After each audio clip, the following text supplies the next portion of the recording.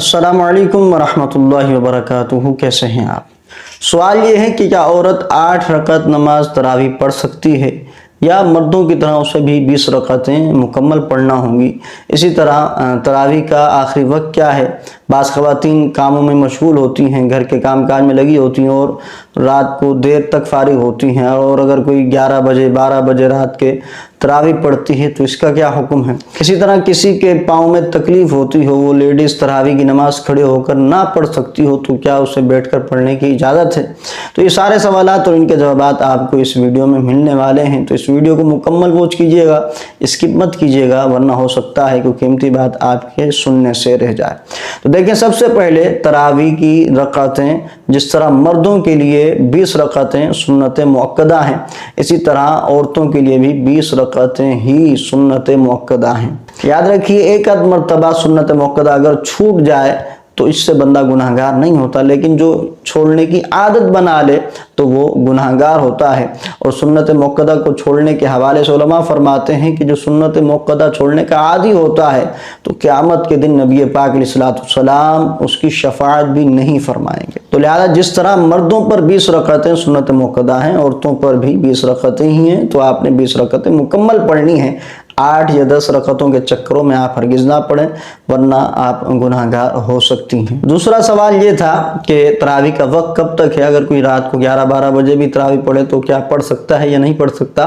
तो देखिए, तरावी का जो वक्त है वो इशा के वक्त जितना है, यानी जब तक इशा का वक्त है तरावी का भी वक्त है।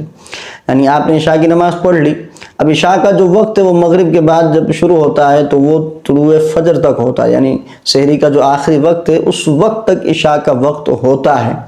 तो इस पूरे दौरानी में अगर किसी भी वक्त आप नमाज तरावी पढ़ लेते हैं इशा की नमाज पढ़ने के बाद, तो वो बिल्कुल दुरुस्त है, बिल्कुल जायज़ है, आप पढ़ सकते हैं। रात के 12 बजे पढ़ें, 1 बजे पढ़ें, कोई हर्ज नहीं है, क्योंकि ये इस नमाज का वक्त है। जब तक इशा का वक्त बाकी है तो तरावी का वक्त भी बाकी है। आप इसमें जब ईजी हों घर के काम काज से तो आप इसके अंदर नमाज पढ़ सकती हैं। तीसरा सवाल ये था कि अगर पाँव में तकलीफ होती हो किसी लेडीज़ को कि वो तरावी 20 रकातें खड़े खड़े पढ़ेगी तो उसके पाँव में जो है वो तकलीफ होना शुरू हो जाएगी, तो क्या उसको बैठकर पढ़ने की इजाज़त है? तो देखिए, इस हवाले से आप ज़हन नशीन कर लीजिए कि जो फ़र्ज़ नमाजें हैं उनके अंदर क़याम भी फ़र्ज़ है, और जो वाजिब नमाजें हैं तो उनमें क़याम भी वाजिब है।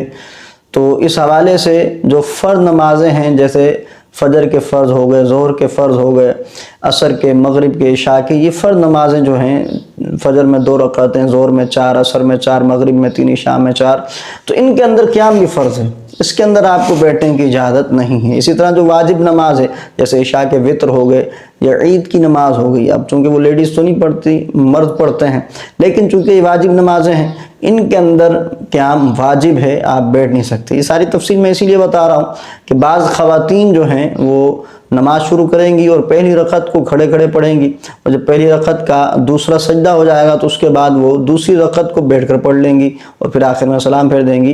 तो याद रखिए कि अगर आपने फ़र्ज़ों के अंदर इस तरह किया या वाजिब नमाज में इस तरह किया या फजर की जो सुन्नतें हैं शुरू की उसके अंदर किया, तो आपकी नमाज दुरुस्त नहीं होगी, क्योंकि इन नमाज़ों के अंदर क़याम शर्त है, आप क़याम को नहीं छोड़ सकती, इसमें आपने लाज़मी क़याम करना होगा। इनके अलावा जो बाकी नमाजें हैं, जैसे सुन्नत मुअक्कदा हैं या सुन्नत गैर मुअक्कदा हैं या नफिल हैं, तो उनके अंदर अगर कोई उज़्र की वजह से बैठकर नमाज पढ़ता है तो बिल्कुल जायज़ है, कोई हद नहीं है, उसकी नमाज हो जाएगी।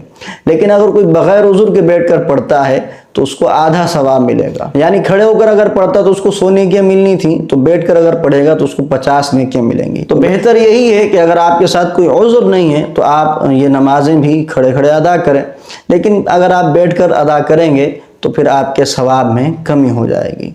मुझे उम्मीद है कि मेरी बात आपको समझ आ चुकी होगी। अल्लाह ताला हम सबको नमाज़ों की पाबंदी नसीब फरमाए और पूरा माह रमज़ान तरावी की पाबंदी भी नसीब फरमाए। अपनी ख़ास दुआओं में मुझे याद रखिएगा। अस्सलामु अलैकुम वरहमतुल्लाहि वबरकातुहू।